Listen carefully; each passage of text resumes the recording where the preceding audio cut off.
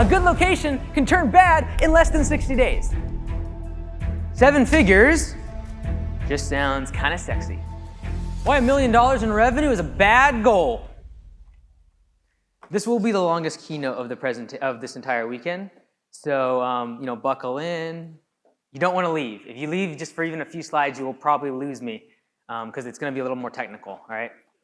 So keep in mind, just as people are still flowing in, I say some things that are a bit, not controversial, that's not the goal, but are maybe a little bit edgy sometimes to get a point across. Okay, so when I say that why $1 million is not the revenue and why it's a bad goal, please don't, if tomorrow someone's talking about building $1 million business, think that they're wrong, all right? This is a function of, I know that this will serve 95% of people well. And there are edge cases, there are different industries, there are reasons why this might not pertain to you. But I can guarantee you 95% of people it does. So before you dismiss it completely, please objectively look at the evidence that I'm bringing forward tonight and see whether or not this applies to you, okay? But just know that I am aware that there are different industries and there's different pricing models and there's different things that you could potentially say that this is not relevant to you, okay? Cool. How this presentation is going to make you money. First and foremost, you will know which business sizes are most profitable. All right, I believe that there are several very distinct sizes of business that you'll be most profitable at. We'll also have a playbook by the end of the presentation this evening for having a location that's run by a general manager without you having to be there. At the end, if time permits, because I have 2 hours, if time permits, I will do Q&A. So if you have Q&A as I'm talking, or if you have questions while I'm talking, please write them down, and then we'll do some Q&A at the end of this session. Now, keep in mind, the Q&A for if we get to it this evening will only be for the topic of what we're going to cover this evening. So if you're going to talk about something else, I will say sorry, but that is for a different day, Saturday, okay? So we need to stay focused on this topic. If you have questions about these slides and this presentation, we can hopefully get to some of those at the end of the evening. Make sense to everyone? Yeah. Fantastic. All right. I do enjoy participation too. I'm not like, good looking and tall like Dan, so I'm not going to do that thing, but I do like the involvement, the participation. I'll take the yahoos and let's goes occasionally. All right, I was wrong. Building a $1 million home service business is not the perfect target. It was just a big, round, easy number. 7 figures just sounds kind of sexy. Get those 2 commas in there. Let's go. I analyzed about 250 different home service businesses. The sample set that I used was across 4 different industries, including lawn care, janitorial, soft wash, and tree services. I looked at their profit margins, and more importantly, I looked at the level of owner involvement. So the person that actually owned equity in the entity, what percentage of their time was spent in the business, actually making decisions, even working on the business, but involved. I focused on the locations specifically that had general managers that were running the day-to-day operations, and the owner was hardly, if at all, involved, ideally absentee and not even in the local area. My conclusion, I'm going to get right to the punchline, and I'm going to build up a huge evidence case for you. My conclusion is that an $800,000 business is the perfect size business for the absentee owner in home services. Right? Now, disclaimers, because that's what the legal team wants you to say. All right, here we go. You told me to go to 800,000 and then it wasn't profitable. All right, disclaimers. This is only true if all of the following are also true for you. You want to make more profit and you don't care about revenue flexes, right? Now, there's nothing wrong with wanting to make more revenue. There's nothing wrong with having revenue flexes. But if your goal is to make more profit, first and foremost, this will apply to you. Secondly, if you want to get out of daily operations within 5 years, look at all these parameters, make sure you're checking these boxes, and hire a general manager that is not related to you, this also applies to you. The third thing that needs to be true in order for the rest of this keynote to be relevant to you is that you want to build a sellable asset that can be passed along to your kids or sold to a buyer. So you want to exit the business at some point. Now, to reiterate, This matters only if you want to be an absentee owner. I define absentee owner as never showing up to the business. Not for an hour or two a week, never showing up. Many will achieve profitable growth beyond $1 million. I'm going to be very clear. There are people in this room that are building profitable businesses above $1 million. But most of the time, when I see $1 million business and above, especially 2, 3, etc., especially if it's been under 10, 20 years in business, most of the time, the owner stays in daily operations in some regard of a head of a role of either head of sales, operations, or admin.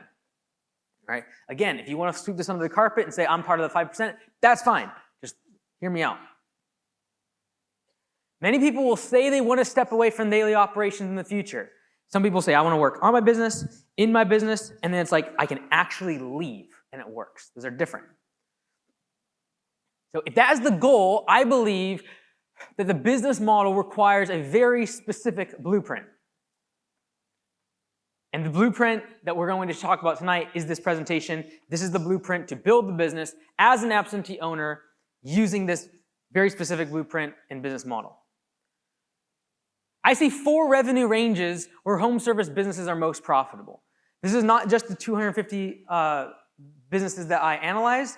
This is also just by turnarounds and like people submit stuff to me every day in terms of P&Ls. I see a lot of different industries, and across the board, this is very generic, but these ranges and approximately what these ranges are of revenue, I see them being most profitable.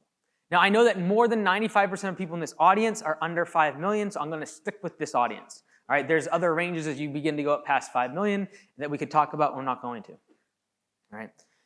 Again, when I talk about these revenue ranges, I am assuming that you're not trying to grow extremely fast. The reason I say that is because someone will say, well, I'm at 200,000 in revenue and I'm not super profitable. Right, but last year you were at 50,000 and next year you're at 500,000. You're growing very, very quickly. So you're not going to be profitable even though you might be at the revenue that I indicate as a profitable range. Make sense? Cool. All right, very first range of revenue that I see approximately, I give numbers because when I was coming up, I wanted specifics. I didn't like the range stuff. I'm going to give you a specific. Just know that it's a broad assumption here. $200,000 in annual revenue. This is where I can see you being very profitable, especially around your profit margin in home services. Typically, what this looks like is 1 to 2 trucks. You have 1 employee.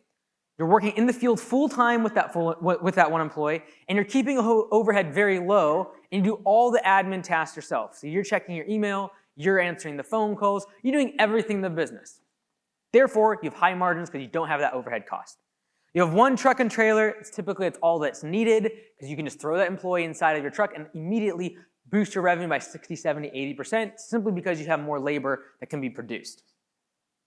At this point in time, we're focusing on route density and a small service area. Because if you're at 200,000, you're like, I am not profitable, I've been here for years, there's a very high likelihood that when this happens, I see people with a very wide service area. We're talking 10, 15, 20 miles as a radius that they were willing to serve.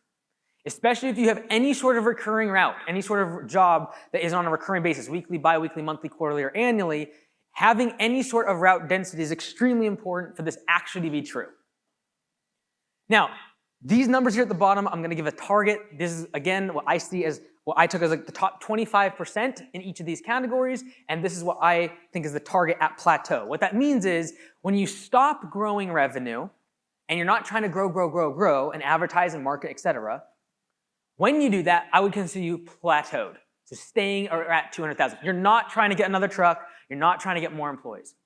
So at target employee, at target plateau here, we have $50,000 for the owner's salary, and then we have 20% owner's distributions. Okay, this is how much you actually take out of the business. This is not profit. This is distributions. Net free cash flow that I take out of the business and put in my bank account. So you could just add these 2 numbers up, and you could approximately say that I make $50,000 as a salary from the owner, and I take $40,000 in distributions. I make about $90,000. Right? That's a 45% profit margin, approximately. If you actually take all of the distributions and your salary, about 45% of revenue you're taking home personally. Now, the second model is I see right around $500,000. Now the first model at 200,000 we call a solo operator. At 500,000 I call it a working GM or working general manager. This does not mean you hire a general manager. This is what I call this model. You will be serving potentially, if you're the founder of the business, you may potentially be serving as the working GM. Okay? So this is the name of the model. Typically at this stage, you're having 3 to 4 employees with about 3 to 4 trucks. Again, these are ranges. As the owner, you're focused really on sales for 1 to 2 days a week, and you're trying to really focus on drive-by estimates. Because if you have to start doing in-person estimates and meeting with customers for 30, 40, 50 minutes, drive in between jobs, you might only be able to get to 6 to 10 estimates per day, versus if it's drive-by estimates, getting 15 to 25 estimates per day, making you much more efficient and being able to stay as much time as possible in the field. Number 3, focus on simple services, and your admin is usually outsourced. This avoids the need for an office, for overhead expenses, for admin wages, utilities, and a whole lot of other things that come along with additional admin costs. It's not just the cost of the person that you're hiring, it is the cost of everything else that comes along with having an office staff. All right, at this stage, we're going to focus on a high rate of recurring work. To do that, we're going to focus on instant pricing and over-the-phone estimates, or OTP estimates. We're going to dig very deep on this tomorrow, so I'm not going to spend much time on it. Salaried GM or owner, again, you could be the working GM here. And in that case, I'm going to salary myself or the general manager. And the general manager is a revenue-producing team member. This is the part that most people, if they're at this stage and like, I am not profitable, is because they are spending 100% of their time working on the business, doing sales, admin, et cetera, when still at 500,000, the working GM should be working. They should be producing revenue. If they have too many tasks at 500,000 in annual revenue, if they have too many tasks that keep them from producing revenue, you have a flawed business model. You have not systematized or automated enough to be able to get them back in the field, or your prices are far too low. All right, I'm being very specific here.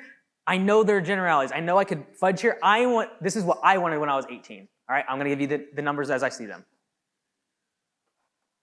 So typically, I'm trying to get my working GM to be in the field 3 to 4 days per week. If I can do that, I will be able to cover their wages if I'm hiring them. If you're taking a salary, you'll be able to cover your entire salary if you can just work those few days at least in the field, producing revenue. Now, at the plateau here, again, we're not trying to grow. We're staying at 500,000.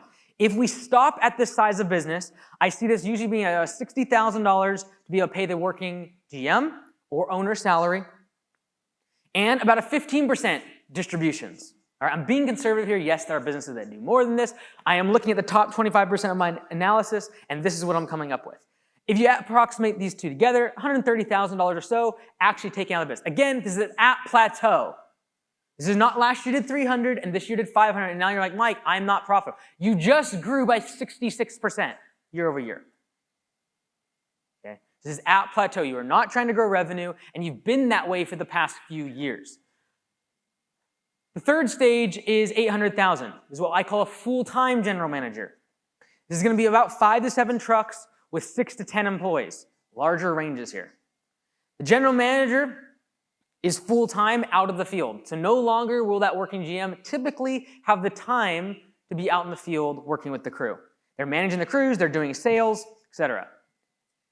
Typically, during this time, for 4 to 6 months of the year, you'll need seasonal admin help, and you will need to hire them in-house at this size of business. Mostly due to the fact that outsourcing it at this size can become so cost prohibitive, you're okay with having a little bit of a loss during the off-season just to keep that employee, that admin person, right? And have the extra cost of rent, utilities, and all that comes with that overhead. And we'll talk a lot about that tomorrow. Under 10 employees to avoid the need for a full-time estimator or a second non-revenue producing person. We're going to talk more about this stuff, so I'm going over it quickly.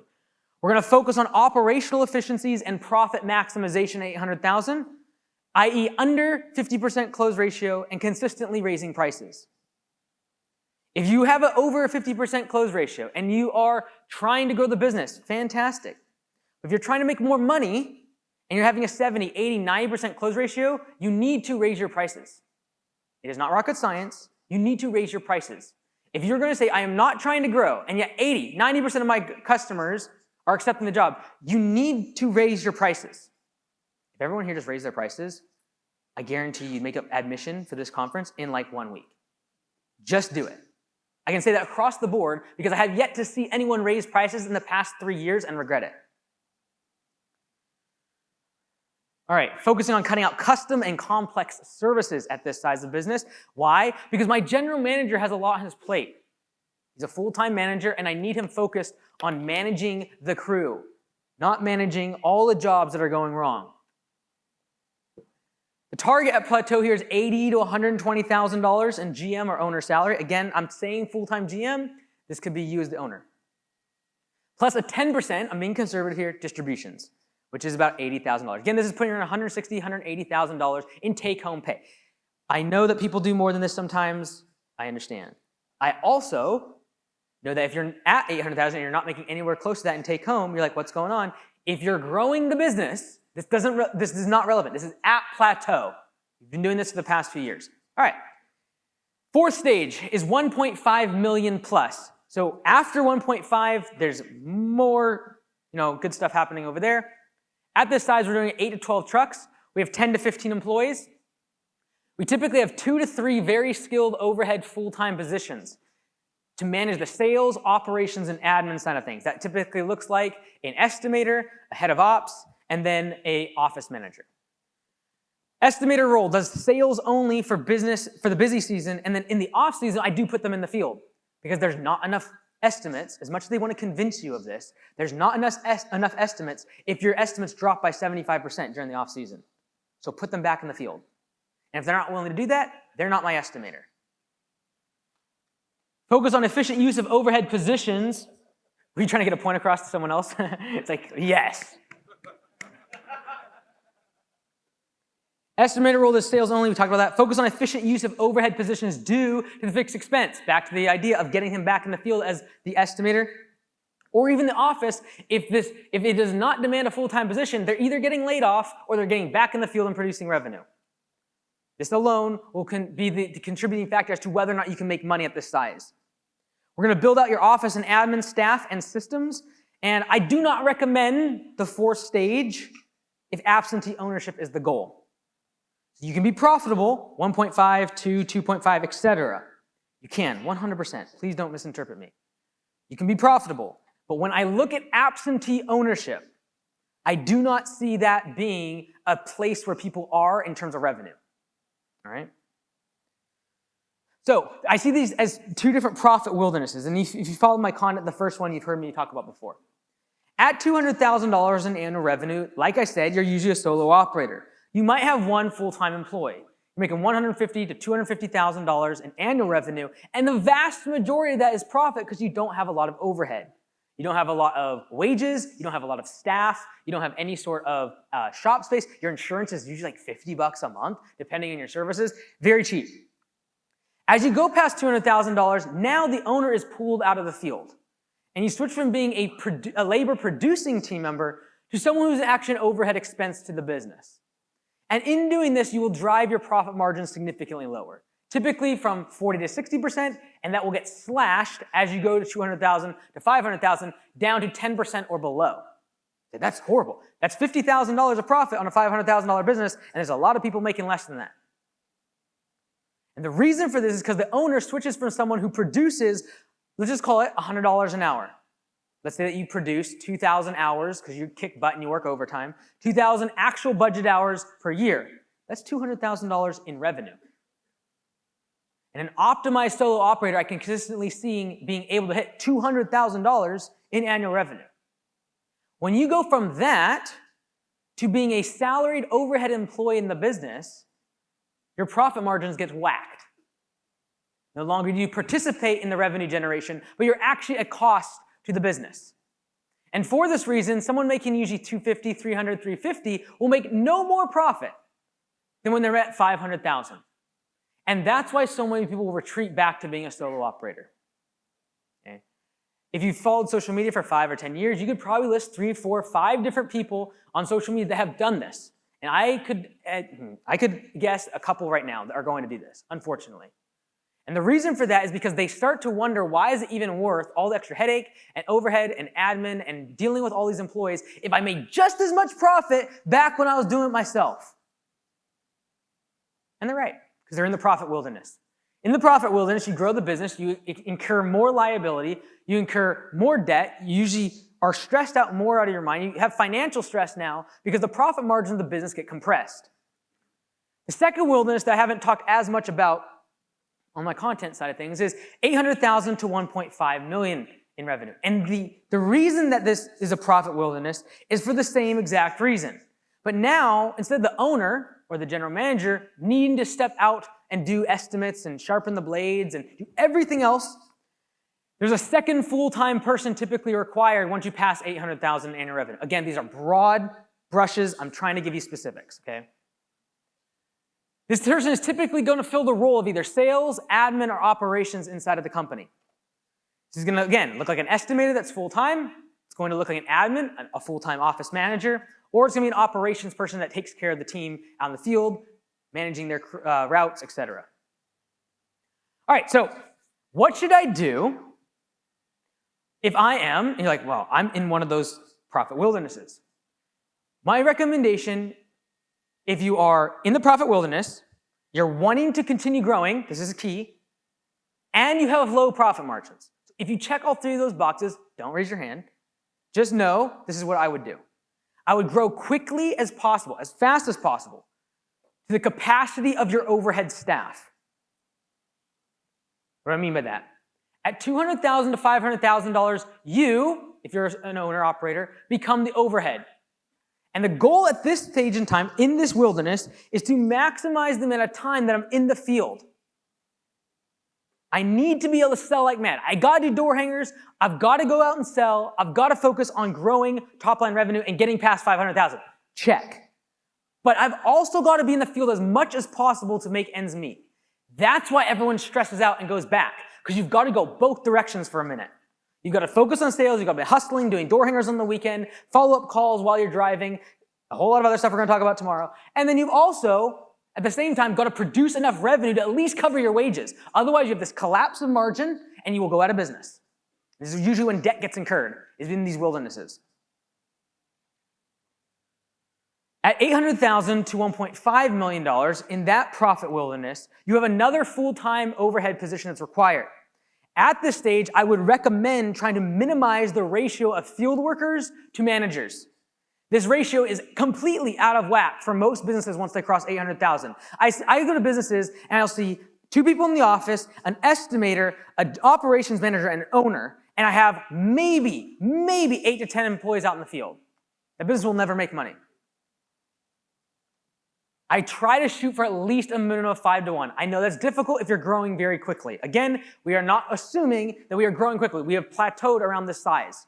Okay? If you're growing very quickly, 1 to 5 ratio is difficult. I understand that. But as a broad stroke, I want to paint that for a second. Now, the safest route to grow your business and not go out of business and incur tons of amounts of debt and huge amounts of stress is to stop at one of these stages, enter profit mode, stack cash, and then race to the next stage with urgency. So I'm trying to get through the wildernesses as fast as possible because I know that at $500,000, I'm fully utilizing the capacity that I as a manager have. And when I get a second one, I'm gonna have to get to that $1.5 million marker to even make it worth having a second overhead position. How do you know that? Let's assume that you have an estimator or a salesperson. You're trying to build an organization. Let's assume that you pay them, let's go with $65,000. With taxes, let's call it $80,000. Taxes, maybe some benefits, etc. $80,000. Let's assume that you as the owner, you're not going to pay yourself this, but you should be paying yourself based on how many hours you're working. You should be paying yourself $100,000. We now have $180,000 in wages. This is a direct cost to the business. If you have a 20% profit margin, 20%, you need to be running like an $800,000 to $900,000 business just to cover your expenses and the labor that is incurred from these 2 overhead positions.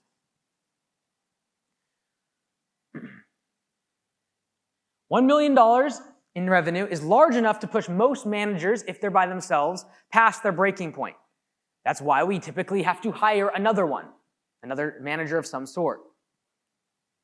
Most managers can manage 6 to 8 people effectively. Now, there's a whole bunch of studies around this. I'm going to go with 6 to 8 because there's a ton of stuff from the military specifically about how many people can you effectively actually manage. Let's go with 6 to 8. $1 million in revenue is large enough to push most managers past their breaking point. It also requires me to usually have to hire more than 8 people during peak season. So many times if you're doing 1.2, 1.3, many times during peak season you'll have 12, 13, 14 people, i.e. too many people for one person to manage. And so what do? We have to go hire a second person. That's overhead. What I like to think of as max capacity for a general manager is 8 people that they can effectively manage. Once you exceed 8 people, you have to hire another manager because they do not have the capacity to. Now your capacity is at 16. That's the number of people that now between 2 general managers or 2 managers, overhead positions, we could effectively manage. I need to get to that 16 person to fill the capacity of my management team. And that's usually where about $1.5 million is being surpassed. Does that make sense? I've talked about capacity-based growth a lot. I'm going to talk about it again tomorrow. But this is a different form of that, which is like the capacity of the number of employees that my crew, my management team can handle is X. And I need to grow to that point in that level in order to fully utilize them as overhead in the business. Now an owner, because if right now you're saying, well, 6 to 8 people, my goodness. An owner can usually manage 12 to 15 people, and they do so by working crazy hours. But again, I'm not speaking to that individual, because yes, you will manage 12 to 15 people, and you will never be able to hand that business off. All right, you'll never be able to find a general manager that's affordable without paying $150,000, $200,000 to find a general manager that can run a 15, 20, 30-person crew.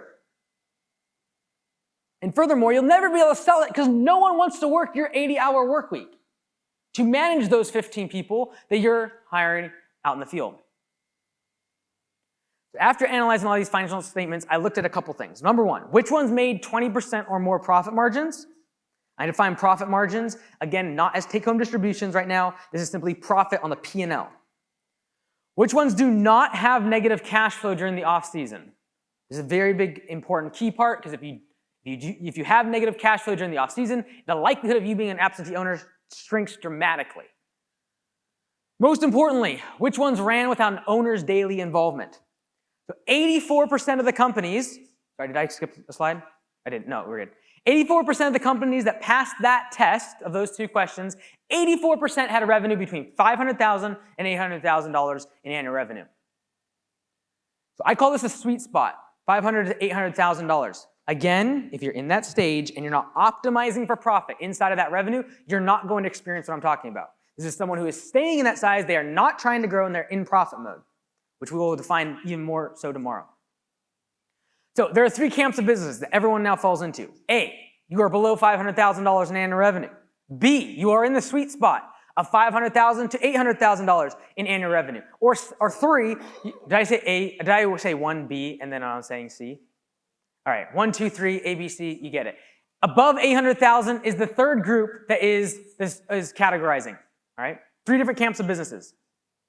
If you're making less than $500,000, I'm going to be prescriptive here, which I usually don't like to do, tell people what to do. I'm trying to, this keynote is dedicated to my 18-year-old self that just wanted the roadmap. Just tell me what to do. If you're making less than $500,000, you need to sell like mad. You need to work every single hour of every working day. If you do not want to be poor, you need to get out of the stage as fast as possible. This is the bottom line. If you do not want to be poor, you work like mad. You outsource your part-time admin. You're not going to have a full-time, you do not need full-time admin at this stage. The fact that you think you need an office person and you're doing $300,000 is ludicrous. You have a flawed business model.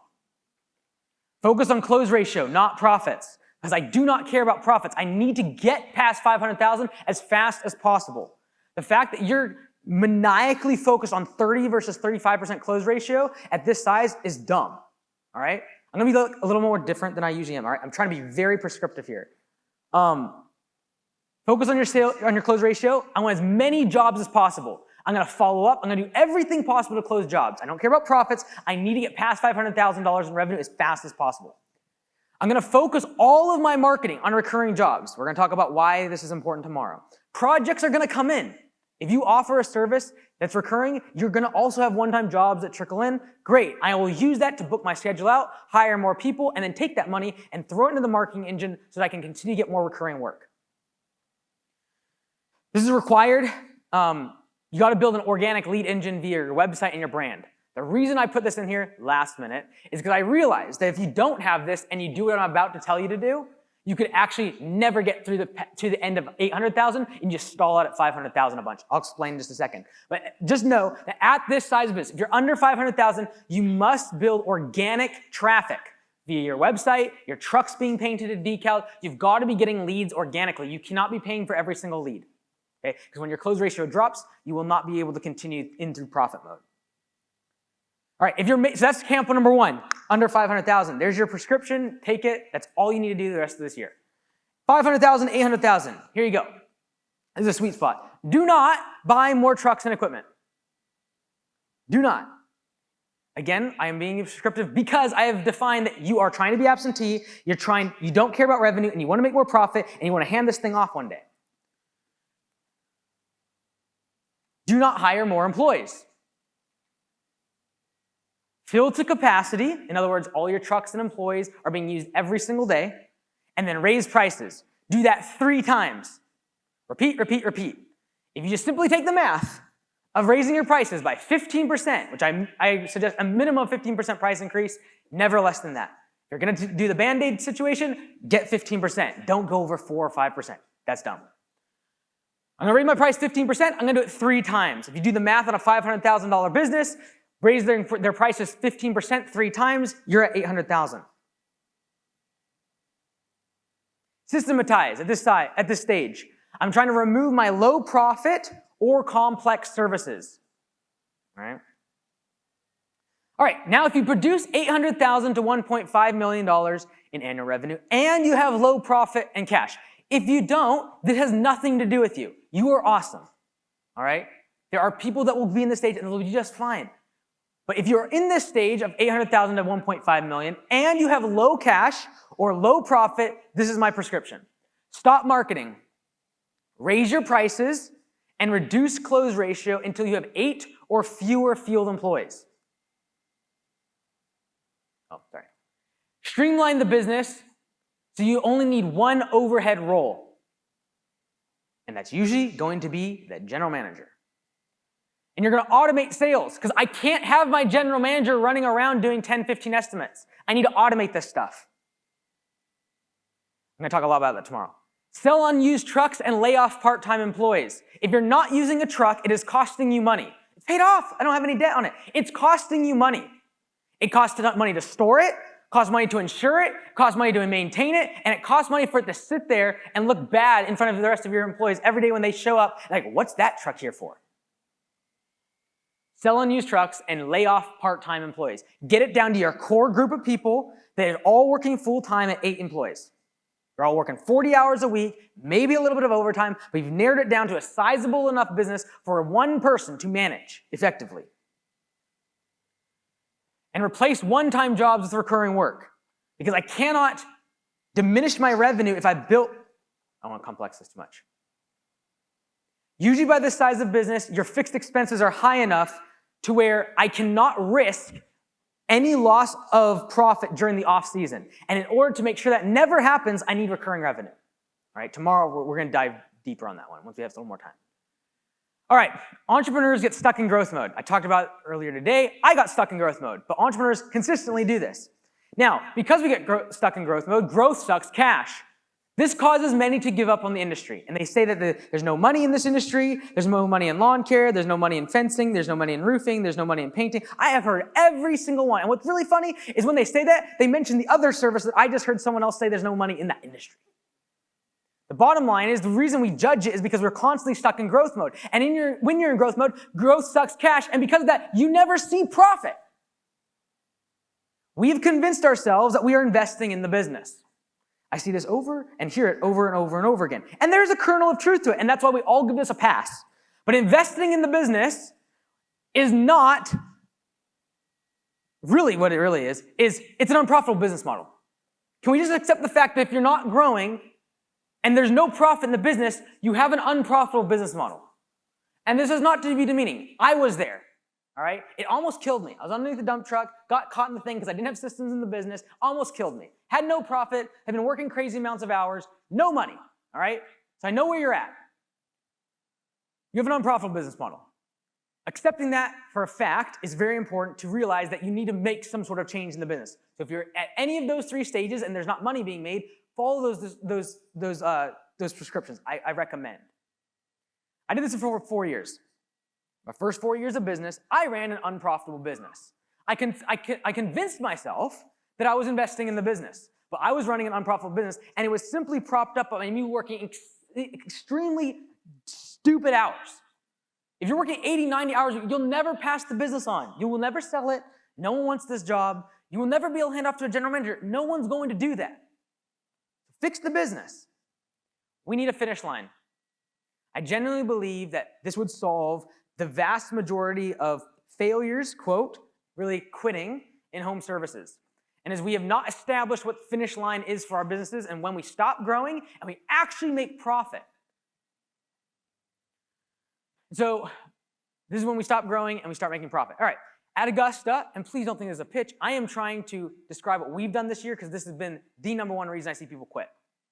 We've created the Augusta business model. It's simply this, what we've talked about so far. Grow quickly to $500,000 in annual revenue, enter profit mode, stop buying trucks, no more employees, raise your prices, do this for 3 years, assuming you don't have the capital to go through this very fast. Focus on upselling, no ad spend, and in those 3 years, you'll get to $700,000 to $800,000 in revenue. Our goal at that point is $200,000 in profit. No, you will not take $200,000 home if you're absentee. You'll probably give half of that to a general manager, a regional manager, and your team. But if I'm making $100,000 distributions passively, and I'm actually absentee, that's a good business. Now, the goal of the size is 4 to 7 trucks with 4 to 8 employees, 1 general manager, no secondary overhead positions, and most admin tasks are covered by our command center. Think outsourced admin, all right? Simple services with automated sales. I'm not going out and doing estimates. I'm not driving around. All of it's automated. Now, this is what this looks like on a graph, okay? I'm going to grow as fast as possible to $500,000 in annual revenue. Now, on the left-hand side, on the y-axis, I put number of customers. Let's just assume it's customers for a moment. I can have the capacity for 200. Now, in terms of revenue, this is what it looks like. At $500,000 in annual revenue, or 200 customers in this case, I'm raising prices. And then every single time I get to that threshold of my capacity, I'm raising prices again. Why? Because at this point, if I was to continue getting more customers, I would need more trucks and more employees. And guess what the #1 rule is? No trucks, no employees. I'm going to hit capacity, and when all my trucks are being used, and all my employees are working full-time, and if I work them any harder, they'd be working overtime, then I raise prices. Boom. 3 years, $800,000 in annual revenue. So I tested this hypothesis with my 2 locations that I currently own inside of Augusta. One was at $500,000 in annual revenue in 2023. One was over $1 million in annual revenue in 2023. Now, keep in mind, I did not visit these locations in person. Okay? One of the locations, I've never even been to the shop space. One location grew from $500,000 up to the $650,000 marker, and they made more profit. We took the location that was doing $1 million, over $1 million, like 1.1, 1.2, and we scaled it back. What did it do? Made more profit. So the question is, what happened to the location that was doing 1.2 million in annual revenue in 2023? What happened in 2024? I'm going to show you a diagram. This is what actually happened. Okay? We had 13 trucks. We had 12 to 18 employees out in the field, depending on the time of year. Sometimes, I guess, during the off-season, even less. But like as a range, let's just call it 12 to 18. Now, this is what was happening, is the vast majority of our capacity was all of this space up here. This is a recurring revenue. In other words, every single week, I have a certain amount of budget hours that my crew could complete. It's like my capacity. If all my trucks are being used, if all of my employees are out in the field working, that's my capacity. Now, only about 30 to 40% of that revenue or that capacity was being done with recurring work, i.e. for us, mowing. Okay? What that meant is that I had to advertise to fill the rest of the schedule with one-time jobs. Right? And so that advertising, Facebook, Google, whatever else was happening, had to fill this gap with budgeted hours. So what do? We reduced capacity. We sold off trucks. Boom. We sold off trucks and we laid off anyone that was working 25, 30 hours a week and just cut right back down to 8. In doing that, we had 6 trucks, we had 6 to 8 employees, and we brought the capacity down. Notice what happened. Now, I don't need to advertise very much to fill up the excess capacity above my recurring revenue, because the vast majority of my revenue, the vast majority of my budget hours are consisted of recurring revenue, recurring jobs. This is what happened to our work backlog. Okay, I'm just making a diagram. It was actually more substantial here, but I'm just showing a point. When we started this process, we had a 1-week backlog of work, just 1 week out, meaning that you didn't even know if you could keep your crew busy for the next week. You're always on the phone trying to get follow-up, trying to do a deal, cut a deal, etc. Within a matter of it was like a week or maybe 2, this is what happened. But when we reduced the capacity, we sold off the trucks, we laid off employees, we reduced our capacity, and all of a sudden, we were 6 weeks booked out, literally within a matter of a week or 2. You say, did you sell more jobs? No, we stopped marketing. But there was enough leads coming in that we could fill this excess capacity for one-time projects very quickly. It only took a few one-time projects a week and we'd fill the schedule. And then what they do, they just filled the next one. Whereas in the past, they'd need a few projects every day to keep the crew busy. Are we tracking? All right. If this doesn't make sense, grab someone from Augusta, talk to them this evening. All right, so what happened before? These are real numbers, and you can talk to general managers if you want to validate this stuff. Project hourly rate was $80 per hour. Our capacity, this one's a little, this one's gray. So Corey, if you're listening, I kind of made this one up because I was just guessing based on the trucks. 660 budget hours per week. That's what we could have done if all the trucks were being used and all the employees were working full time. Now, we only had 350 budget hours per week on the schedule, i.e. we were way below capacity. We were producing around $112,000 per month in labor revenue and producing around a 9 to 12% profit margin. Now, after we did what I just talked about, was this lower capacity, we sold off trucks, and we only hired the full-time 8 employees, no more. We let everyone go, so the general manager just had 8 people. Now, we raised our prices by 25% on projects to $100 per hour. We dropped our capacity by more than half. We sold off literally half the trucks. And our budget hours per week still stayed the same, because that was the work that was coming in. Whoops, sorry, back. There you go. 250 budget hours were on the schedule. Notice, we were right up against our capacity. This was down from 350. And our labor revenue per month was $100,000. And we had 18 to 22% profit margin. This changed within 1 month. Now, the results of reducing capacity meant that we did not have to sell as many projects to fill the schedule. By making sure that we only had to sell a few projects a week just to fill the schedule, I didn't have to spend any money on ads. And they were spending thousands of dollars every single month on Facebook, Google, etc. That just went down to 0, knowing now that we're booked out 6 weeks, I'm not going to be marketing. Increased the backlog of work, allowed for higher prices. Overdue invoices dropped by 50%. And our close ratio went from 40 to 60%. So how did that happen? You raised prices. The reason these two are blue are these are the things that you cannot measure, and that is this. The general manager had half as many people reporting to him now. He had half as many trucks to fix, repair, and manage. Half the amount of trucks to make sure the tire pressure was good, the brakes were fixed, oil was changed, etc. And so by simply the manager having a manageable workload of 6 to 8 employees, it gave him the capacity to follow up on estimates. It gave him the capacity to follow up on overdue invoices and actually collect on funds that were overdue. The result, you make more profit, easier to manage, the managers will stay longer. Why? Because they actually can do this job and they feel like there's actually profit in it, and you can actually give them profit sharing, and then don't have to work 80 to 90 hours a week. And there's fewer emergencies because they can actually manage 6 to 8 people. Meaning the business won't need you as much because there are not as many emergencies. Emergencies happen because of poor management. And so if you're putting your manager in a position where they're managing 10, 12, 15 employees, there will be more emergencies that you get dragged into. All right, again, this is true if all the following are true. If you want to make more profit and don't care about revenue flexes, you want to get out of daily operations within 5 years and hire a general manager that is not inside of your family. And 3, you want to build a sellable asset that can be passed along to kids or sold to a potential buyer. This does not apply to you if any of these are true. And I'm not putting you down if these are true. Just recognize this, what I'm about to continue talking about is not relevant to you. If growing a large top-line revenue business is motivating for you, awesome. I understand that. Just know that some of the things I've talked about aren't going to relate to you because you're not in profit mode. You're in growth mode, and growth sucks cash. And you're going to be hiring people before you really need them. You're going to be buying trucks before you really need them. And that will incur debt. Debt on you personally and debt in the business financially. Number 2, you enjoy working in daily operations, and you want to do that indefinitely. So if you enjoy working in the business, that's awesome.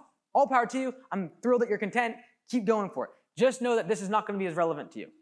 3, if you do not want to sell the business or pass the business along, again, you don't need to follow this advice. You can make a very profitable $1 million, $1.2, $1.4 million business just fine.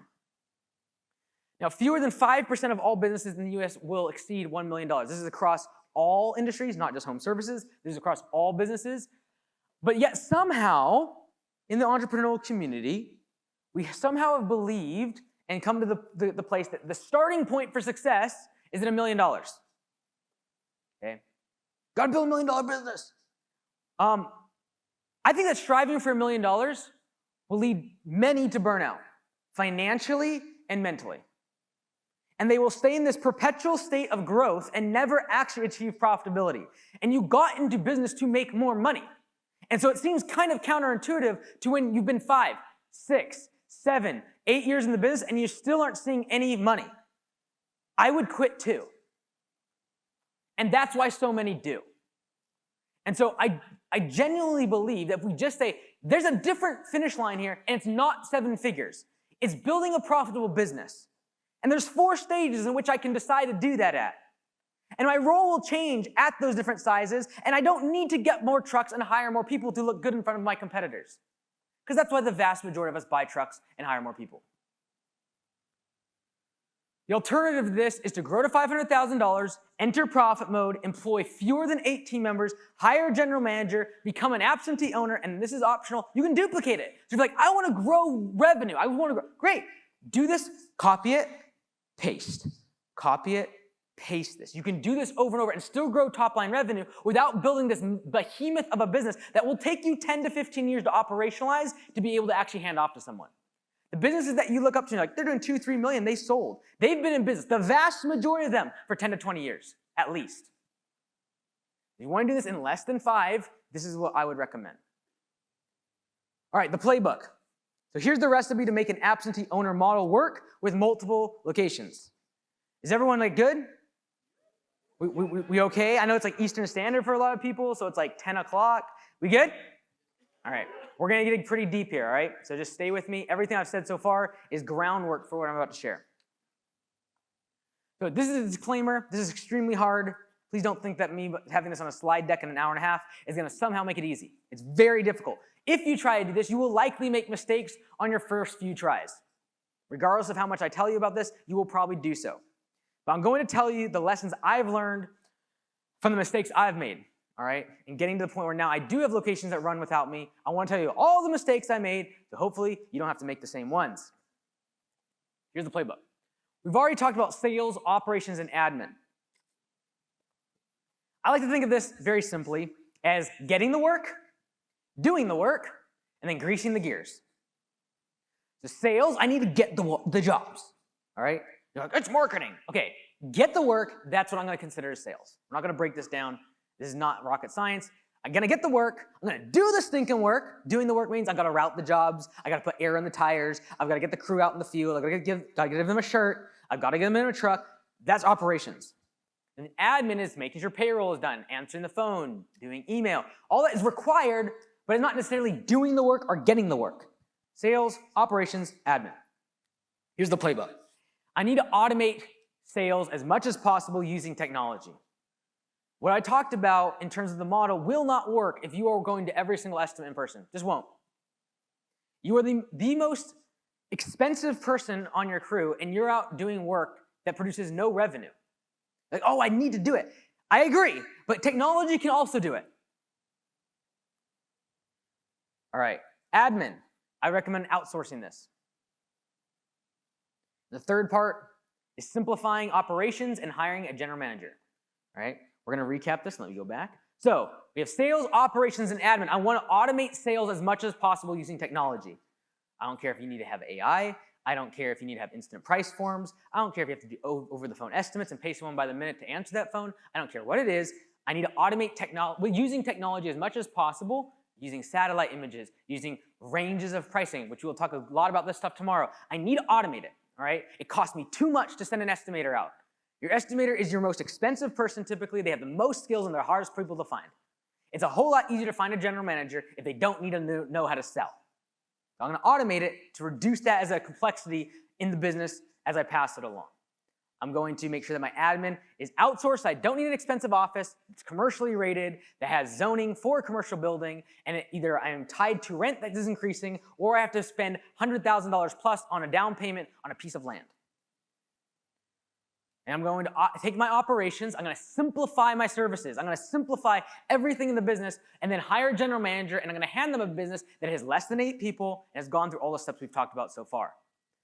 The hardest part, not all of this, is getting a rock star general manager. This is the hardest part. Everything I've talked about so far, you can do it, trust me.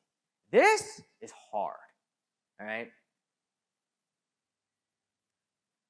The GM, or the general manager, makes or breaks a location. All right, you're like, man, Mike, I'm not even thinking about general manager. You are the general manager. Remember, solo operator, working GM, GM plus. These are models, and you are the general manager. That's fine. I'm not demeaning you as the owner. You are serving the role of a general manager, and you make or break the business at those sizes. And if you start to have many locations and you become an absentee owner, this is true. The general manager makes or breaks a location. Did I have this later? Give me 1 second. Yes, I do. There are 2 different types of general managers, right? There are general managers that you need in profit mode, and if you're going to hire a general manager and you're in profit mode, you're going to want a general manager that is operationally gifted, operationally driven, operationally talented. They just need to be good at operations. Now, what does that look like? I'm in profit mode. I'm not trying to grow. I'm just optimizing for price. I'm in that stage of 500 to 800,000. I'm just raising prices every single time I hit capacity. I am not trying to grow the business. So this is when this operationally focused general manager is needed. First off, you are not starting the business from scratch. The business is already established. You're growing less than 50% year over year. So if you're at 500,000 today and you're like, I'm going to do 800,000 next year, that's a 60% increase. You do not need an operationally driven GM. Wrong person, right? If you're going from 500,000 to 600,000, that's a 20% increase. Good. We might be able to have an operationally sound general manager. Making sense so far? Cool.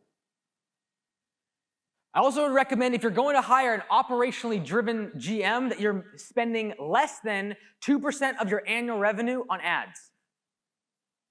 Again, I'm going to give you specifics. Profitability and efficiency is the focus. When you walk into the building, the first thing you're talking about is profit. You're not talking about number of leads. You're not talking about ad spend. You're not talking about close ratio. The majority of that general manager's day is going to be spent on training, hiring, and managing the team. Why? Because they're focused on operations. So you need an operationally sound, focused general manager if your business meets all of these criteria. Lastly, there are sales processes that are automated and or handled by an admin person. This is when you need an operational GM.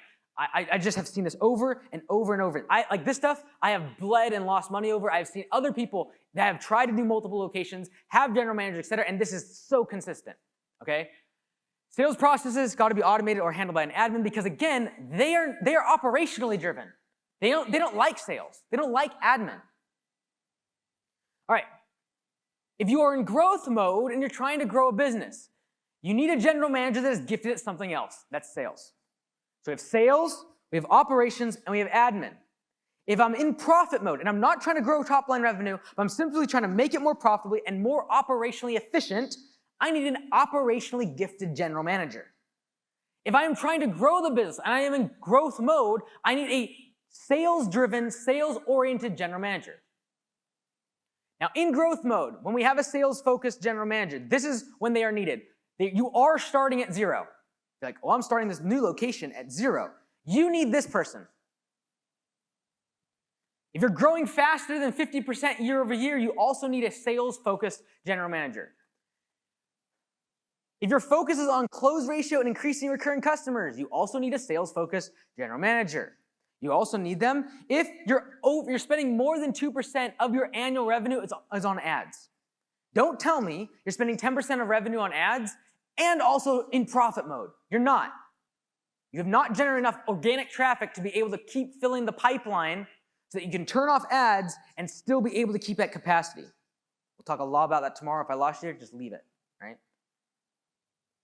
Majority of their day as a sales-focused general manager is going to be focused on follow-up calls, upselling, in-person estimates, and door hangers. If this is the focus of the person you're hiring as a general manager, they should be a sales-focused GM.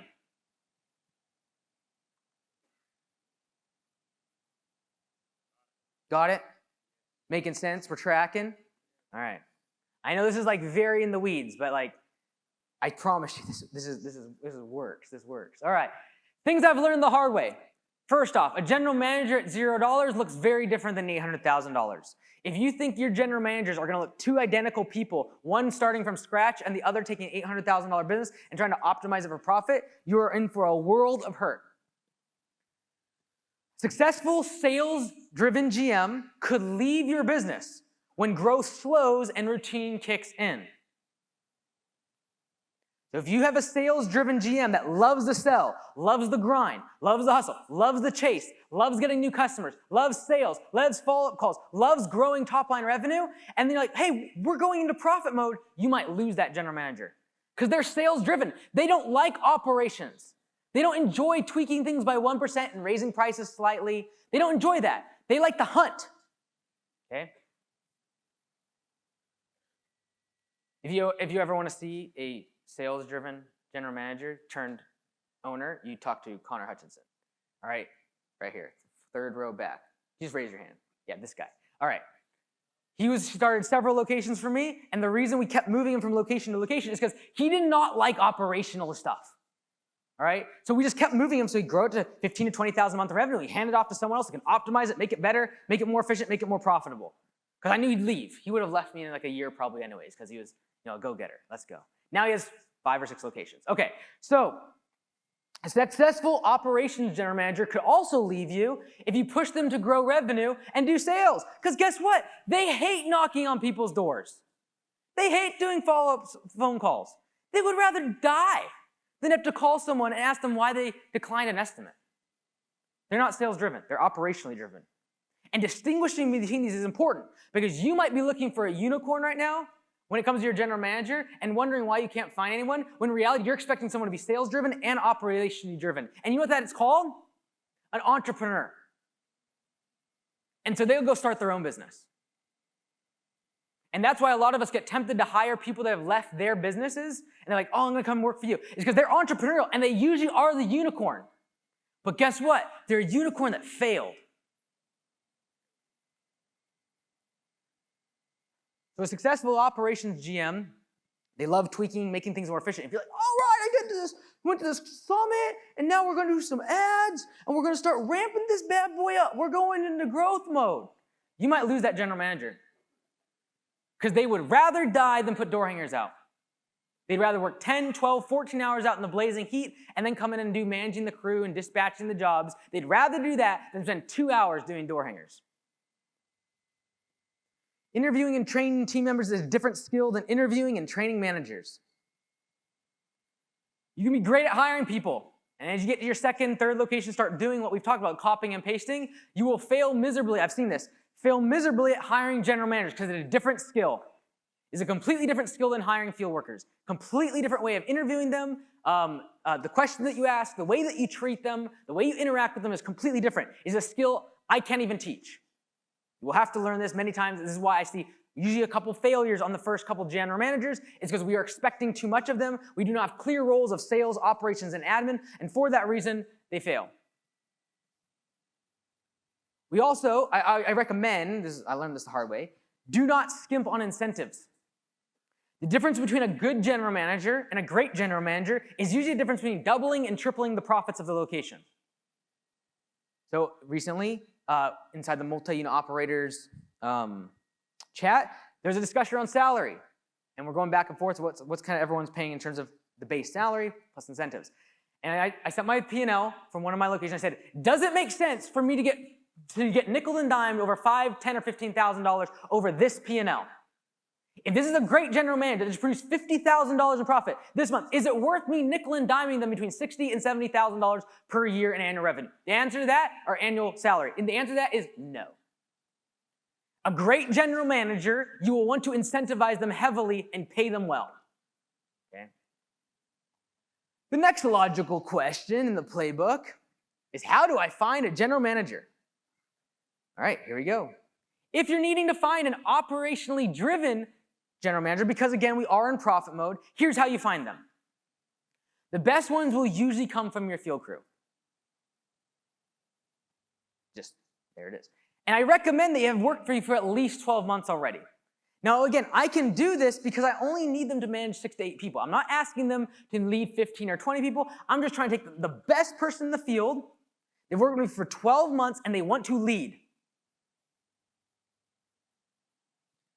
The team naturally looks to them as the leader. That's usually going to be the person. They're on your team, they've been there for a long time, and when they step on the job, everyone just immediately is like, yes, okay, yeah, what should I do here? They immediately it's just default, even though they have no positional authority, everyone looks to them as the leader. There's your general manager. They show willingness to learn and educate themselves with books, podcasts, and YouTube. The reason this is important is because if you're taking them from your field crew, there will be skills that they are deficit in, and they will need to learn. If they do not have the skill of learning, they will not learn the skills, and they will not perform well. All right? So don't take the first 3 and like, yeah, this guy's a natural leader, he's working for 12 months, he's out in the field. But does he actually watch YouTube videos? Does he listen to podcasts? Because if he doesn't, if he's not a learner, he will not learn the skills, and if he's just in the field now, he does not have the skills to be a leader. Very different things. Worker and leader, very different. They'll need to gain those skills. All right, so if I'm in growth mode, you're like, I'm trying to grow my business. I need a general manager starting my second location, and we're starting from 0. Here's how you find them. It can be very, very difficult if they're coming from your field crew. The reason for this is that when someone joins your crew out in the field working, they aren't salespeople. They are looking to do work and get their hands dirty. It is very rare that someone that applies to do a physical manual labor job somehow switches to wanting to be doing sales, door hangers, and calling people on the phone. So if you expect them to go from the field and then go out and do that, it rarely works. Past sales experience is preferred, and ideally it's outbound sales. The difference is this. Inbound, people call them saying, I'm interested in your service. Let's set up a call.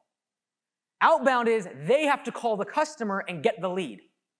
If they have done outbound sales, they are not going to be afraid to call people on the phone, follow up, push for the sale, convince, get over obstacles, all of that jazz. That's a much more difficult skill to be able to train. So I'm looking for past sales experience, but ideally outbound sales. Inbound sales, they're used to leads coming to them, and there's sometimes the general managers that expect you to keep pumping money into ads, and you're like, no, you will go do door hangers, and you will follow up on the estimates to increase the close ratio. They are harder to find. A sales GM is very difficult to find. They are harder to find than a general manager that has operational strength. Most of the time, because we are able to shrink the operational requirements when you only have 6 to 8 employees. So it's easier for someone to step into that role than stepping into a role where you have 0 employees and you need to go make customers. Many times those people, I think that's my next part, are entrepreneurial. All right, they're likely to go start their own business eventually, so they are many times a short-term hire, to be very honest. A general manager that has sales chops and actually grow a business from 0 and up isn't going to stay with you very long. And if they do, and you switch that thing into profit mode, you might lose them. For that reason, if you're having a secondary location, I usually recommend that the owner serve as the general manager during the growth phase. So until you're growing less than 50% year over year, I recommend that the owner be that quote-unquote sales-focused general manager. Now, you can overcome this if you have a bunch of money, because you will overpay people on sales, and you'll also hire an admin person, and you'll be able to make this work. But if you're trying to go like one location at a time, and you're not starting 8 or 10 at the same time, which the vast majority of us won't be, so let's just assume you're doing 1, and then you're doing 2, and a couple years later you do 3. If you're doing that, I recommend the general manager that is sales-driven be you. And you build it up past the $500,000 marker, and then you hand it off to an operationally sound general manager that has worked with you for 12 months, been in the field, and shows chops to be able to learn. If that makes sense, just say, let's go. Let's go. All right, we're tracking. All right, well, in the playbook, the next chapter, how do I pay them? Is this like algebra, or like you guys are like, this is good? We're good? We're tracking. All right. I know it's a little bit different, and this might be like what you might be experiencing a few years from now, all right? I'm also thinking about even if you have one location. I know I'm talking about secondary locations, but remember, general manager, same thing as solo operator. So if you're trying to make a business that runs without you, you can go on vacation for, follow this. Next logical question, how do I pay a general manager? There are 2 ways to pay or incentivize a general manager, okay? So, by the way, how this keynote came about, I'll tell the story. So John Taffer unfortunately pulled out on us on, I think, Monday or Tuesday, whenever it was. So I said, okay, what makes me different than anyone else? Like, let's strip this all back, because I didn't have stuff, all right? What makes me different than anyone else that's going to stand on the stage? And it's the fact that I have seen dozens and dozens of general managers in multiple locations, and what works and what doesn't. I'm just going to tell you everything I know about it. Sound good? Including how to pay them. There are 2 ways to do it. The first is paying based upon the P&L. Inside of this form of compensation for general managers, there's 2 forms inside of this. The first is what we usually consider as profit sharing. I take the bottom line, whatever that is, 54,000, profit at the bottom, and I'm like, P&L, $50,000. I'm going to give a percentage of that to my general manager. The second way, using the P&L model, is going to be based upon revenue incentives or top-line revenue. Okay? So let's first talk about these 2 ways inside of using a pay-based model for a P&L. First off, we're going to use bottom line profits. This is quarterly profit sharing. This is what's most commonly used is, hey, at the end of the quarter, I look at that bottom number and I give you a percentage of it. Here's when to use it. When there is debt on the business, I would use this.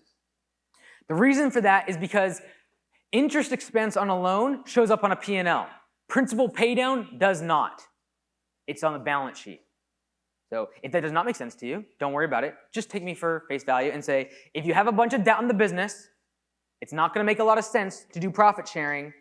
If you have a lot of debt on the business, using this is the best way to do it, because otherwise you are penalizing your general manager for taking on debt. Okay? Which we'll talk about that model down the road. But again, debt on the business, I would use this one. If assets like trucks are on the balance sheet and they're getting depreciated, I would also use this. Growth under 25% year over year. So you're not growing super fast here. All right, this is when I would be using this form of compensation.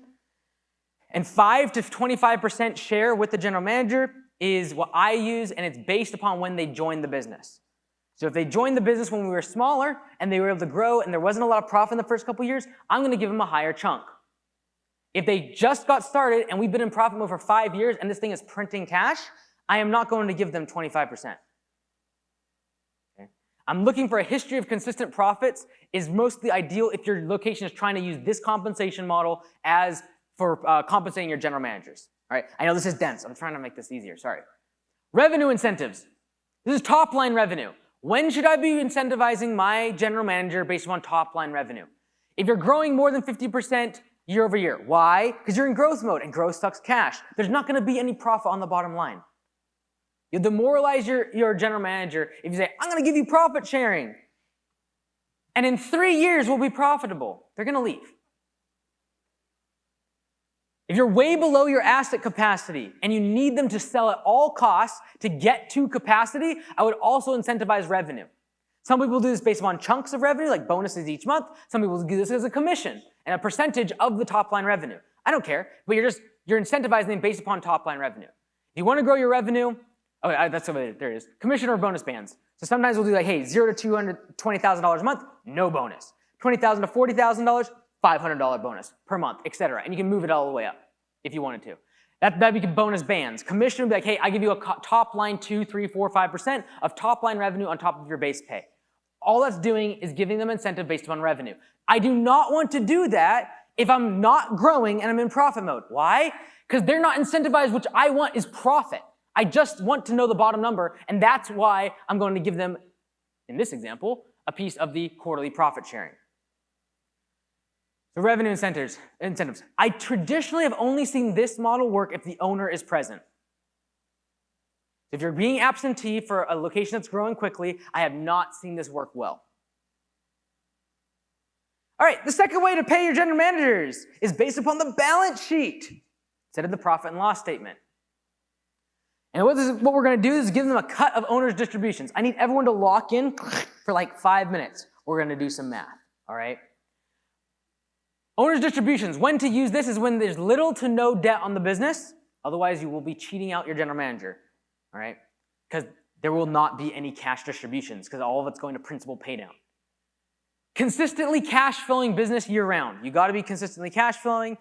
Otherwise, you're going to have negative quarters. You don't want that when it comes to owner's distributions. If you're established and growing less than 25% a year, if your general manager has full financial control and performs all hiring, marketing, and daily operations, you want them to have a piece of owner's distributions. The option to replace equity for a key hire. Okay, so I think that this is actually a really good replacement. If like, I want a partner in the business, I would recommend using this. All right, the vast majority of us should not be going to partnerships and giving up 10 or 20 or 30% of the business to your key employees. Most of us shouldn't. And I can say that with fair confidence. But what you can do is say, hey, when I take $1 from the business, you're going to get a percentage of it. Really basic. When I take $1 out of that bank account from the business, you get a percentage of it. I.e., when I take owner's distributions, you're going to get a percentage of it. That's based upon the owner's distributions. The general manager gets a cut. Then the next question is, how do we calculate the distributions? All right, we're going down the rabbit trail. Everyone ready for some math? Let's go. All right. We need to set a threshold of when to take the money out. This cannot be arbitrary, like when I want to take the money out, you will get a percentage of it. Very arbitrary. If you're doing that, you will not keep, good general managers will not stick around. We need to set a threshold of when to take money out. Anything above that dollar amount is considered distributable cash. Okay, I have used this in many, many scenarios, not just lawn care and landscaping. Other businesses, I have used this consistently. It works very well, even for partnerships. The general manager is going to get a percentage of that distributable cash, i.e. the money above that threshold. And we must ensure, this is the problem, we got to make sure that there's adequate working capital remains in the business to pay payroll, pay bills, buy cost of goods sold and all of your materials, etc. So we've got to make sure there's enough money in the business, but we've got to set a threshold by which we can determine anything above that is going to be distributable cash. Let's assume that we want to use 1 month of revenue as the threshold for working capital. Okay? Now, let me be clear, you can adjust this amount if you are more risk tolerant or risk adverse. All right? Or if you need more working capital because you know there's going to be expenses down the road, you can just agree with your general manager, hey, we're going to have 2 months worth of revenue in the bank account, and that will be the threshold by which we will determine distributable cash. Is everyone tracking so far? I need some engagement. I need heads nodding throughout this part or else I'm going to get lost, okay? All right, so what's considered distributable cash? What we do is we look at the end of the quarter. We say how much revenue was in the past 3 months. Let's assume that this is January, February, March, just to make numbers up. $40,000 in January, $60,000 revenue in February, and $50,000 per month in revenue in March. These are the last 3 months. This is our quarter, all right? What's the average amount of revenue being generated over the past 3 months? $50,000. We have $40,000, we have $50,000, and we have $60,000. The average of the past 3 months is $50,000. You also add this up by taking 40 plus 60 plus 50 is 150,000 divided by 3, $50,000. Average monthly revenue for this past quarter was $50,000. We're now talking with our general manager, trying to figure out what the distributable cash is going to be. Anything above $50,000 of cash on hand in the business bank account is going to be considered distributable cash. I know that at the end of the quarter, I look at the bank account and it says $68,000 is in the bank account. I'm going to remove the working capital threshold of $50,000 because we've established that the average of the last 3 months' revenue is going to be what we keep in the bank account for working capital. I take $68,000, subtract out that working capital threshold, and I'm left with $18,000 of distributable cash. That's the amount of money that's going to be distributed to the owners. And I'm going to give a percentage of that to my general manager. Let's assume that they get 30% or a third of all the profits, or i.e. the owner's distributions they're getting a cut of. What that means is they're going to get $6,000, 1/3 of $18,000. I'm going to get $12,000. Make sense? Very cool. I highly recommend this for partnerships as well. All right, so how to become an absentee owner? To recap briefly, we're going to create a finish line for growth mode at one of the 4 revenue stages or ranges. We're going to avoid those profit wildernesses, meaning if I need to stop for a year or two and be in profit mode and accelerate to the next one, I'm going to do so as quickly as possible. I'm going to raise my prices. I'm going to go into profit mode. I'm going to find the right general manager, based upon what we've talked about, and I'm going to incentivize them for profits. All right, but then the next question is, how do I measure their performance? How do I know if this general manager is any good? How do I actually know if they're a good general manager? Are they doing good? Are they doing bad? And the reason this is really important is because a good location can turn bad in less than 60 days. You put a bad leader or a bad general manager in one of your most stellar locations, and within 60 days, that location can become unprofitable. I have seen this before. Okay, that same location I just showed $50,000 in October, 2 years prior, lost probably $30,000 or $40,000 in that same exact month. All right, the reason was bad general manager. It happens fast. So in order for it to not go downhill, I need to be tracking their performance. So I'm going to do 3 different things. I'm going to give a weekly scorecard, I'm going to have monthly coaching, and I'm going to have a quarterly assessment. Go over what these 3 scheduled meetings are. First and foremost, I'm going to have a weekly scorecard. This scorecard is going to be with the regional manager, if you have a lot of locations, or the owner, if that's you. Okay? These are going to be operationally driven KPIs, key performance indicators. I'm mostly focused on the operations because on a weekly basis, I need to keep the pulse on operations. Finances come and go. You have revenue coming in and out, but I need to make sure that general manager is sharp on operations every single week. Okay? So it's a much more frequent cadence than the financial KPIs that we're going to track. Usually this is only like 10 to 20 minutes long. Okay? We expect the general manager to fill this bad boy out and then come to the meeting prepared to ask questions and have this already filled out for the manager, i.e. regional manager or owner. That's the first one. Those are weekly. On a monthly basis, I usually like this to be third party. So inside of Augusta Nation, we have coaches. The general managers will go to the coaches. I like third party on this one. So this is going to be a coach or a regional manager, but ideally not the owner. Okay? I have seen it work really, really well if you can find some sort of peer group where someone else is telling your general manager what to do instead of you. Because there are awkward conversations you might want to tell them, and the numbers are very clear to you, and if you say it, it might be taken the wrong way. Because remember, if you have an operational GM, they've been used to working out in the field. They aren't going to be polished. They're not going to have everything put together. You're expecting them to be in the field sometimes. They're not going to have 10 years of management experience. And so they're not going to potentially take some things the right way or in a constructive feedback and how to do a one-on-one. They're not going to understand this stuff. So I am going to make sure that I can ideally have some sort of third-party accountability. You could literally meet up with other people inside this room and use each other. I have someone else looking over these numbers, and ideally I'm looking over sales and financial focus. Okay? Close ratio. Cash on hand. A lot of other aspects of the financial aspects, I'm going to look at this monthly. Usually 20 to 30 minutes long. So 10 to 20 minutes a week, 20 to 30 minutes every single month. And a quarterly assessment is when obviously you're looking at the last quarter for distributions. Everyone likes this meeting if you're profitable because that's when they're getting a big check, and they will show up to this meeting. I'm going to have a quarterly assessment. I'm looking at the distributions, or if I'm doing revenue or profit sharing, that's when I'm going to break this down. It's going to be with the regional manager or the owner. I'm going to be looking over the profit and loss statement. I'm going to be analyzing with them. I like to do it on a quarterly basis because it takes out the ebbs and flows that can otherwise be just trashed as, oh, it's seasonal. Like, oh, we didn't collect on the big job yet. Okay, great. Let's do it for the whole quarter. And then there's no excuses. One-on-one feedback and performance review for the general manager. I don't have specific guidelines on this one in terms of what questions to ask, etc. Look it up on ChatGPT. One-on-one review with a general manager. What questions should I ask? It'll give you some really good guidance. All right, I'm going to be asking about their how they're dealing with the stress in the job, what areas of improvement they see in the business, how can I help you, and make it very much about them. All right, I'm going to be leading this one in terms of the owner or the regional manager. I'm leading this meeting. I'm not waiting on them as much. Those are for the monthly, the quarterly. I am in control here. I've looked at the P&L, I've analyzed this bad boy, and I have stuff to go over. All right, P.S. I don't know why the S is there. A great general manager will enforce the meeting schedule. All right, if you want to know the difference between a great general manager and a good general manager, strip out everything else. If they enforce the schedule, you have a great general manager. Hey boss, I know you're busy. The weekly scorecard, can we go over that real quick from last week? Oh yeah, let's do it. Okay, great. Hey boss, real quick, I know it's end of the month, it was last week. I got everything wrapped up. I'd like to go over the P&L, and I'd like to go over that for the past quarter as well. A great general manager will hold you to this cadence. If you've set it in place, they will remind you, and they will tell you when those meetings need to happen.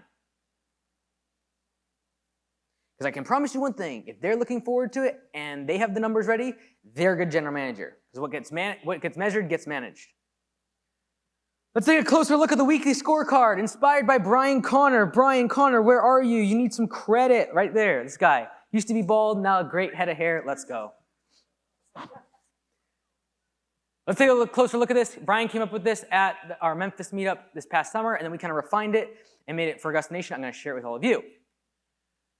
This is what the weekly GM scorecard looks like. These are the metrics that we're tracking. Again, we are focused on operations as much as possible on these scorecards.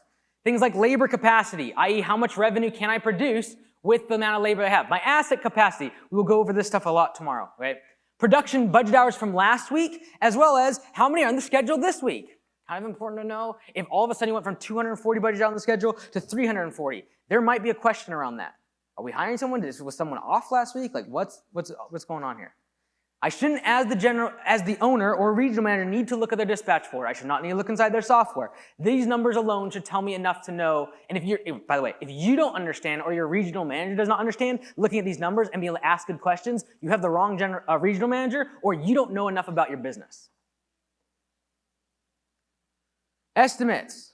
How many estimates were sent last week? How many of them were drive-by estimates? How many of them were in-person estimates? And what was your overall close ratio? General manager budget hour breakdown. We're going to talk about this in a few slides, but we expect a general manager, if they're a working GM, to be in the field for 30 budget hours a week. In the field doing work, completing 30 budget hours. My expectation and that budget hours diminishes as they complete in-person estimates and they complete in-person interviews of employees. For example, last week I had 10 in-person estimates. I'm going to take my 30 budget hours that I expect that general manager to do, and I'm going to now reduce that down to 20. So they did 10 in-person estimates. 1 hour per estimate. Okay. If they had, well, I also interviewed 3 people for the crew. Okay, I'm going to take it down 3 more budget hours. 17 budget hours is now what I expect of them in terms of production. So I have production hours, I have interview hours, I have estimate hours. Like, well, what about sharpening the blades? They should be delegating that to the crew. That's not the role of a general manager. They need to produce, they need to get the team, and they need to get sales estimates. Now, this is why we talked about automating sales, because I don't want them going out and doing 15 estimates a week. I want them to be doing 30 budget hours of work.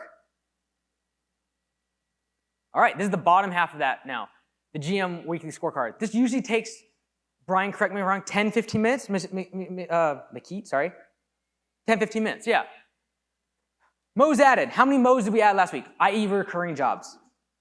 All right, how many Mo's did we lose? Good point to know. Total mowing customers, also a good trend to know these things. Door hangers, this is outbound. What are we doing? Are you putting on some door hangers when you're doing those lawns? When you're doing those estimates? If we're going to be at someone's house, might as well do 5 door hangers while we're walking along the road. Upcoming projects, this is important, especially if you're a regional manager and you're making sure that they have the supplies, the materials, the equipment required, and you're juggling it between locations. Very important to know what are the upcoming projects that may potentially be on the horizon that you need to order materials for. Hiring situation. Are we looking for people? Are we interviewing? Do we have Indeed ads up? What's happening with hiring? I just need to know this. If you give me this every week as a general manager, I don't need to be in the business at all. I can tell everything that's going on, and you give me a couple of these over the course of a few weeks, and I'll see the trends, and I'll have questions. Why are the number of mows going down? Oh, okay, I get it. It's the end of the season. That makes sense. Okay, great. Why are you only in the field for 20 hours? There was no estimates this week. Everything's automated. No, the expectation is 30 budget hours a week. All right? What went well? So a little bit of introspective here. What went well? What did not go well? And then just focusing on their revenue. So this is like the one part of revenue is the bottom. Because I'm focused on operations during this weekly GM scorecard. Good stuff? All right, the next question in the playbook. What does a general manager's day look like? So this really depends on the number of crew members that they're managing. All right, so the number of crew members that you have on your team as a general manager, again, could also be an owner, operator. It depends on the number of people that they're managing. If you have 3 to 5 team members and you're in that working GM model, 500,000 or so in revenue, again, I'm going to expect 30 budget hours of weekly work expected minus in-person estimates and hiring interviews. If you are managing 6 to 9 team members, this is now that full-time GM model. Again, this could be you working full-time outside of the business, or outside of the daily work itself. Focusing on managing, training, and selling. Your budget hours completed during the off-season or when behind. So if the crew gets behind, I expect that general manager to go help them. Okay? They only have 6 to 8 people. If they failed to route them correctly, if they failed to allocate jobs correctly, or if they failed to do estimates and budget hours correctly, that's the GM's fault. I expect them to be out in the field. Also, if they run behind, or if it's the off-season. If it's in the off-season, that general manager, I'm expecting them to be out in the field, even at 800,000. If you're doing 800,000, the vast majority of us are doing 800,000 in our total revenue. During the off-season, many of us are making $20,000 to $30,000 a month in revenue during your off-season. Senior P&Ls, that's where some of you dip down to. And at that size, you need that general manager in the field. They basically swap to being a working GM, even though they're at 800,000 in revenue. If you have 10 to 25 employees, this is the GM plus model. You're doing 1.5 million and above, about 1.5. Hiring and managing office staff and a salesperson. Now you have a full-time admin person, you usually have a full-time salesperson or one of the other, and you're not working in the field at all. Even in the off-season, this general manager doesn't even need to go out in the field. There's just too much revenue, too many things happening. 25 plus team members, I know this is not for most of us, but this is kind of the next level. Head of operations or COO. Chief Operating Officer. This is usually what that role title looks like, around that $3 million marker. And that their main objective is hiring mid-level managers for sales and admin, because now you're going to have multiple people in these roles. And they're making all the key financing, hiring, and purchasing decisions. Okay? That's what a general manager looks like at those different sizes of business. 2 more slides, and then we got Q&A. Can you bring up the house lights just a little bit? This is what I would consider is the daily task of a general manager. Okay? This is actually ours from Bellingham, so thank you, Corey. Check your dispatch board to ensure it's accurate. First thing in the morning. Notice that this works from the beginning of the day to the end of the day. Ensure all equipment is in working order before the crews arrive. Vehicle, blade sharpen, handheld tools, sprays. I gotta hold someone accountable, and it's not the crew. They might do the work, but the general manager is the ultimate where the buck stops when it comes to the location. Ensure that trucks are equipped and loaded with all tools and materials needed for the crew's routes and jobs. The general managers that have the most efficient crews are the ones that take full ownership of how their crews perform in terms of pay for performance and efficiency. Because if they aren't set up for success, if you haven't routed them correctly, if you haven't got their jobs on the schedule and the tools on the truck, and the truck is in operational condition and maintained, it will fall down to cracks to eventually the crew being inefficient. So when I look at inefficient crews, the very first thing I look at is, what's that general manager doing? I have seen locations that have a 40 to 60% between their crews, it was like, I think it was average 52, 53% efficiency score, go to over 75% in 1 week just by changing the general manager. Didn't change the equipment, didn't change the crew, didn't change anything besides simply changing the general manager. Why? That general manager did one thing different. He showed up 30 minutes early and would walk the trucks, make sure everyone had everything they needed. He would go through his checklist of his different trucks, who was on the crew, and ensure they had everything on their truck. That one thing alone can dramatically impact the efficiency of your crew. Keep rolling. Check email 3 to 4 times a day. Address any tickets command center sends, call notes, yellow slips. Again, you can outsource this admin stuff. Send any P4P notes to command center in the P4P chat and enter manual adjustments on p4psoftware.com. Send email to command center for any transactions made that are not easily identifiable, like Walmart, Amazon, ATM, withdrawals, etc. They need to know what this is about because they do all the transactions for them on QuickBooks. I'm just giving you an example of ours. Include dollar amounts and brief description of items bought so command center can categorize these transactions easier. Last slide. This is the second part of that same document. At the end of the day, check the employee time cards to ensure accurate clock in and clock out times. Check the dispatch board at the end of the day to ensure everything is completed and addressed with any notes being added to the job. So those are the dispatcher notes inside Copilot. Assign route and dispatch jobs for the following day. Again, this is sequentially their checklist for the entire day. Estimates and admin on Tuesday and Fridays. If it is slow, help the crews in the field. Follow-up calls on all estimates within 24 hours of the estimate being sent to the customer. Field work is on Monday, Wednesday, and Thursday. Again, I want them out in the field. Sundays, set up routes for Monday. And that is what a general manager does. Cool. Was that okay? Decent?